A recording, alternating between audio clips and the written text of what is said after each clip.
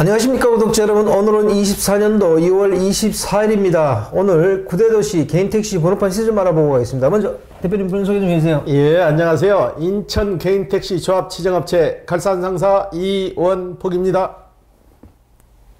네, 대표님 이번 주에 구대도시 개인택시 번호판 시세 변동이 좀 있었나요? 예, 수도권을 중심으로 소폭 상승했거든요. 서울부터 말씀드릴게요. 서울은 전주에 9,600만 원에 거래되어 있는데 50만 원이 올라서 9,650만 원. 부산은 역시 9천만 원. 대구는 5천만 원. 인천이 가장 핫 이슈가 있는 곳인데요. 전주에 1억 400에 판매가 됐는데 50만 원이 상승해서 1억 450만 원. 그 다음에 광주도 조금 많이 올랐어요. 1억 2천만 원 하던 게 500만 원이 올라서 1억 2,500만 원. 대전은 1억 800만 원. 울산은 9,700만 원. 세종시는 2억 3천만 원. 제주는 1억 7천만 원에 거래되고 있습니다.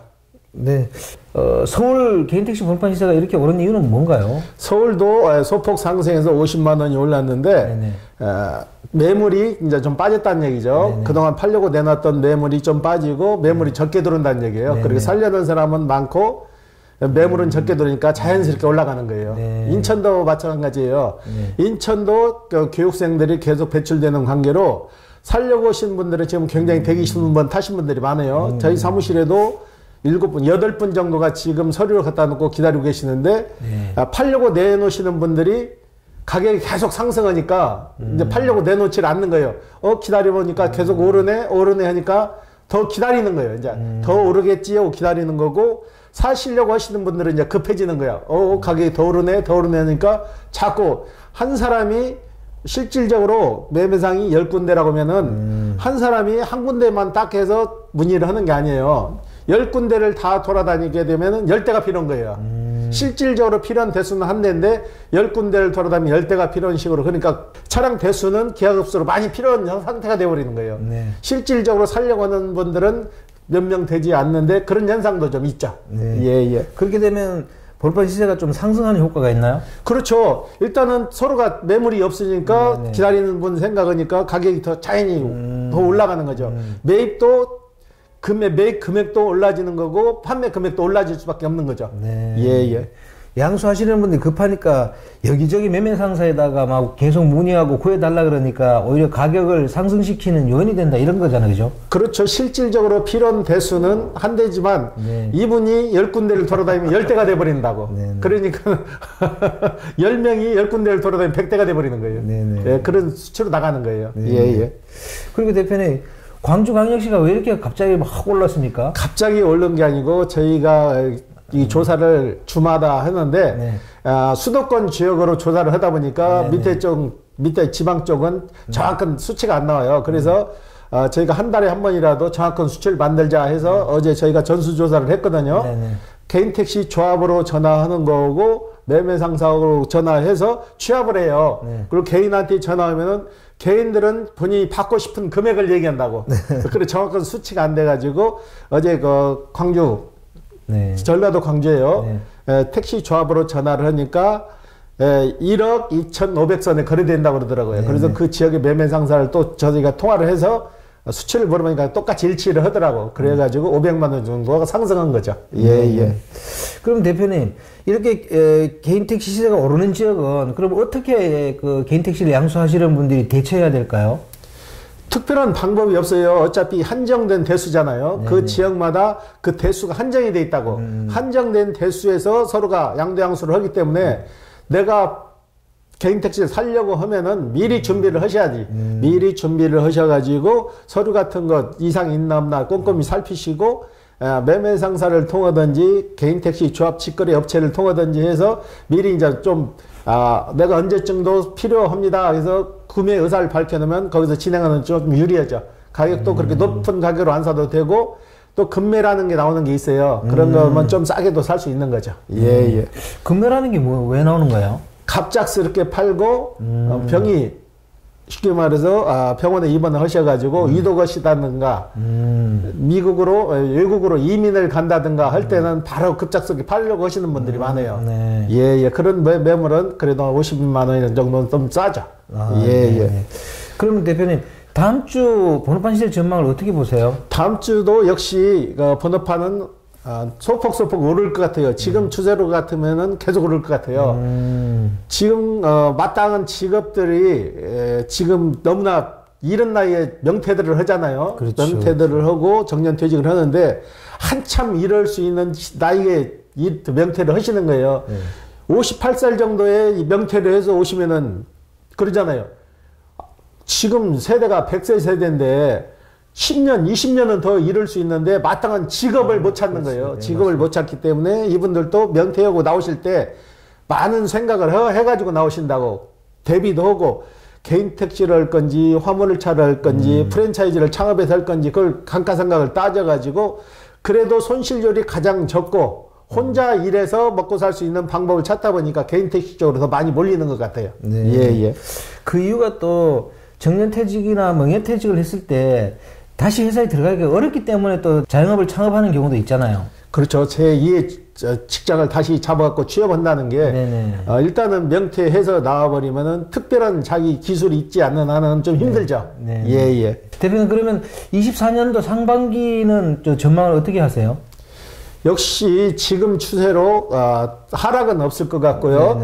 소폭 상승해서 일정 금액이 더 오를 것 같아요. 제가 이런 얘기하면 저번에 유튜브 하신 분이 그러더라고요. 왜 사장님은 맨날 오른다는 소리만 하냐. 근데 실질적으로 우리는 시세 정보를 넣은 방송이잖아요. 오르면 오른 대로 내리면 내린 대로 시세를 그 동향을 파악해서 알려드려야 할 의무가 있는데 어떤 분들은 좀 오해를 하시더라고. 저 사람이 매매 상사를 하면서 많이 남기기 위해서 자꾸 오른다 하는 거 아니냐 그러지만은 이건 그럴 수가 없는 거예요. 매매상은 저 혼자 하는 게 아니고 수십 명이 하는 거잖아요. 수십 명이 하는데 서로 매물을 공유하는 것도 아니고 개인이 들어온 매물을 거의 개인이 다 소화를 시켜요. 그러다 보니까 그런 전례는 없어요. 예. 만약에 개인택시 번호판이 비싸게 이렇게 되면 매매상사 입장에서는 마진이 많이 남아요? 마진이 더 줄어들죠. 저희가 매입하는 금액에 쉽게 말해서 1,000만 원에 매입했다면은 저희가 평상적으로 마진율을 공개해서는 안 되지만은 150에서 200 정도를 마진을 봐요. 1억을 넘는 거래하면서 150, 200이면 어떻게 보면 크다고도 보지만은 그 정도는 봐야 저희도 상사를 운영을 해요. 150에서 200 정도를 보는데 이제 원가가 자꾸 높아지는 거죠. 원가가 높아지면 소비자들한테는 그 더 높여서 팔 수가 없다고요. 일단은 가격이 높아지면 사시는 분들도 주춤해줘야 되는데 지금 역순환이 일어나는 거예요. 가격이 높아질수록 찾는 분은 더 많은 지금 현상이 쏠림 현상이 되는 거예요.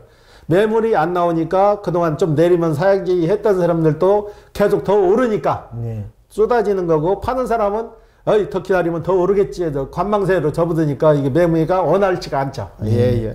제가 볼 때는 앞으로 베이비붐 세대의 은퇴가 계속 이어지기 때문에 이 개인택시 번호판 시세도 상승을 할 수밖에 없는 거라고 보여집니다. 대표님 여기에 대해서 어떻게 생각하세요? 지금 개인택시를 사러 오시는 분 취향이 거의 다 명퇴를 하거나 정년퇴직을 해서 오시는 분이 60, 70% 주류를 이루세요. 그리고 젊은 층은 10%도 안 돼요. 젊은 층도 10%도 안 되는데 부모님들이 자녀분들 이제 자기 본인이 타던 개인 택시를 물려준다든가 그러면 직장 생활을 해서 맞벌이를 하는데 자녀를 키워야 되는데 누군가 한 사람 자녀를 케어를 해야 되니까 시간이 좀 자유롭잖아요. 그래서 오시는 분들 따지고 보면은 거의 주류는 명퇴에서 오시는 분 주류예요. 그렇기 때문에 명퇴에서 오시는 분은 계속 늘잖아요. 지금 베이비붐 세대들이 다 쏟아지는 세대라 당분간 이 추세는 계속 지속될 것 같아요. 이런 개인택시 번호판 시세 얘기가 나왔으니까 조금 더 이어가겠습니다. 구독자분들 중에 개인택시 번호판 사고 파는 거, 그리고 개인택시 번호판은 그냥 정부에서 준 거니까 사고 팔면 안 된다는 취지의 얘기를 많이 하시더라고요. 여기에 대해서 대표님 한번 그 구독자분들한테 얘기 한번 해주시죠. 그렇죠. 면허권을 사고 파는 건 원천적으로는 이게 1967년도 7월달경에 이 제도가 시행됐거든요. 개인택시 제도가. 그때는 포상제도로 갖고 15년 정도 무사고를 했을 때 개인택시 정부에서 그 지자체에서 개인택시를 개인한테 내줬다고요. 15년이라는 거 무사고에 대한 포상이죠. 그래서 그런 차원에서 처음에는 개인택시를 내줬는데 나중에 이제 군계통에 오래 계신 분 국가 유공자들 그리고 뭐 도로에서 일어나는 교통사고 있을 때 뺑소니를 잡아서도 택시를 받았던 사례도 있고 그러다 보니까 택시 대수가 이제 자연스럽게 늘어난 거예요. 그리고 15년 하던 게 이제 점차적으로 내려온 거죠. 15년 하던 게 13년, 12년, 10년, 7년, 6년 이렇게 내려서 계속 개인 택시를 이제 내주다 보니까 개인 택시 수가 엄청나게 늘어난 거예요. 그 과정에서 사고 파는 게 이제 묵인이 된 거죠. 그동안 그분들이 15년 동안 일해서 나온 거 퇴직금 형식으로 이제 정상이 되는 거죠. 15년 동안 무사고로 열심히 일했으니까 정부에서 너희들 그러면 개인 택시 하나 가지고 나가서 일해서 먹고 살아라고 해서 줬는데 그게 이제 개인적으로 이제 내림이 된 거죠. 사고 파는 형식으로 묵인이 돼서 지금까지 흘러내려온 거예요. 이건 지금 개인 택시 대수가 수만 대인데 이걸 뜯어 고칠 수도 없는 거죠. 그 만약에 뜯어 고쳐갖고 너희들 개인 택시 다 반납해라 하면은 시에서 지금 그러잖아요. 일정 금액을 주고 매입을 하잖아요. 시에서도 매입을 해서 소각을 시키는 상태예요. 예. 대법원에서도 개인 택시 번호판은 개인 재산권이라고 분명히 인정한 겁니다. 이거는. 예, 맞아요. 불법하면 합법이 돼버린 거죠. 그걸 가지고 뭐 구독자분들은 정부에서 내준 번호판을 가지고 사고 파는 게 말이 되냐 그러는데 그렇게 보시면 절대 안 될 문제입니다. 그죠? 그렇죠. 15년, 20년 이래 가지고 그 무사고에 대한 보상을 받은 거기 그렇죠. 때문에 이건 개인 사유예요. 개인 사유이기 때문에 본인이 팔 수도 있게 지금 변경이 된 거예요. 구청에 우리가 인허가를 집어넣으면 보통 15일이 걸리는데 만약에 그게 없다 보면은 인허가 자체가 안 됐겠죠. 그렇죠. 그렇지만 이미 시행되고 있기 때문에 그 관습법이죠. 관습에 의해서 내려온 법률이기 때문에 이건 어쩔 수가 없는 거예요. 예. 거기까지 하고 그러면 대표님 다음 주 거래량은 어떨 거라고 좀 생각하세요? 거래량은 많지 않아요. 매물이 나오지 않기 때문에 보통 3대, 4대. 예, 그 선에서밖에 매물이 안 나와요. 예. 네, 그럼 이번 주 거래량은 어떻습니까? 이번 주도 마찬가지예요. 매물이 나오지 않기 때문에 살려는 사람은 많아도 실질적으로 매물이 안 나오니까 3대, 4대. 거의 비슷하네요. 예. 그리고 이번 주에 거래건 중에서 뭐 기억에 남는 건 있으면 소개 하나 해주십시오.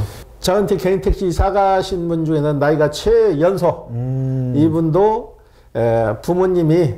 이분도 자녀분이 공무원 시험을 준비하다가 안 되니까 큰아들도 개인 택시를 부모님이 사줬나 보더라고. 직장을 잡으려다 안 되고 공무원 시험하다 안 되니까는 개인 택시를 사서 하니까 큰아들이 일을 잘 해가지고 그래도 마음에 들었나 보더라고. 그러니까 작은 아들 역시 공무원 시험 준비하다 안 되니까 그러면 너 개인 택시 하면서 다시 한번 도전해봐라. 그래갖고 개인 택시 사줘갖고 어제 인허가가 마무리됐어요. 그분도 있고 저번에 제가 한번 얘기했었죠. 73살인가 되신 여사님. 그분 자녀분들도 장애자 동생을 키우기 위해서 개인 택시를 부모님 걸 물려받았는데 그분도 다음 주에는 인가가 떨어져요. 그분도 굉장히 들떠 있더라고. 근데 그 여사님은 마음이 짠해가지고 그래요. 그게. 예.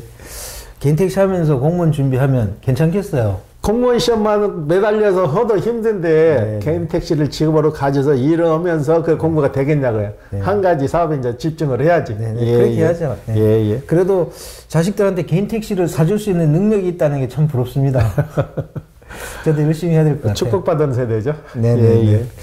대표님, 그리고 만약에 이제 개인 택시를 쭉 생각하시는 분들이 있을 거 아니에요, 그죠? 그러면 앞으로 이걸 언제쯤 매수하는 게 가장 좋은 매수 타이밍일까 고민하실 겁니다. 거기에 대해서 마지막으로 조언 한번 해주십시오. 지금 개인 택시 수요가 굉장히 딸리는 상황에서 너도 나도 사자고 달려들면 가격만 더 올리는 죽이는 꼴이 돼요.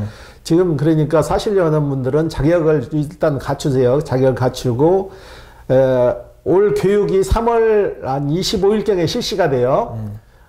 택시 체험 교육이 3월 25일경에 다시 실시가 되면은 잘 준비하셔가지고 택시 체험 교육을 받으시고 체계적으로 준비를 하시라고 자금 과정이나 기간 같은 거 고려해가지고 하게 되면 그래도 좀 덜 오른 가격에 살 수 있을 거예요.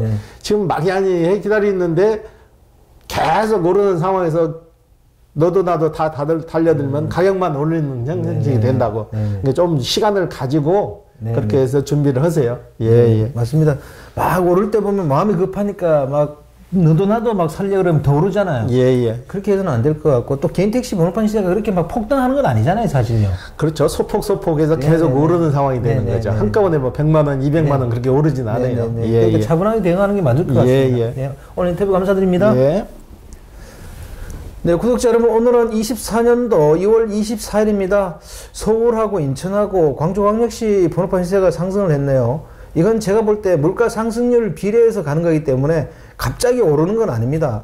제가 이렇게 계산해봐도 결국은 물가 상승률 비례해서 수요와 공급에 따라서 개인택시 번호판이 이렇게 양수가 되기 때문에 너무 걱정하실 필요는 절대 없습니다. 그러니까 준비하시는 분들은 차근차근 준비하시면 되겠습니다. 자, 호화제는 다음 주에 또 다른 주제로 구독자 여러분 찾아뵙겠습니다. 안녕히 계십시오. 호호아제였습니다.